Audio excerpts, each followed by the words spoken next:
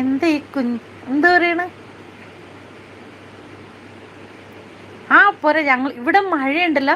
മഴയൊക്കെ ഭയങ്കര ആഘോഷമായിട്ട് കുഞ്ഞു പിള്ളേർ, ജനിച്ച പിള്ളേർ തുടങ്ങി വയസ്സായ കാരണന്മാർ വരെ മഴ നനഞ്ഞ് കളിച്ചു കിടക്കും ഇവിടെ. ഡോക്ടർ ഉഷ. ആ ഇവിടെയൊക്കെ മഴ വന്നു കഴിഞ്ഞാൽ പിക്നിക്ക് നടത്തും. മഴ വന്നു കഴിഞ്ഞാൽ ഇത്തിരിയുള്ള തോടൊക്കെ ഇല്ലേ, നമ്മുടെ നാട്ടിലൊക്കെ ഇതിൽ പോലും പോവില്ല, പുഴയിൽ പോലും നമ്മൾ ഇറങ്ങില്ല. ഇത്തിരിയുള്ള തോട് കണ്ട് അവരിറങ്ങും.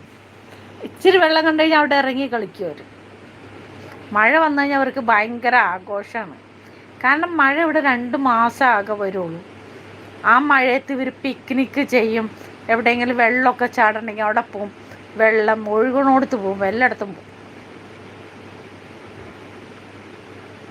നമ്മൾ ഈ വെള്ളവും മഴയും കണ്ട് കണ്ട് മടുത്താണ് ഇങ്ങോട്ട് വന്നത്.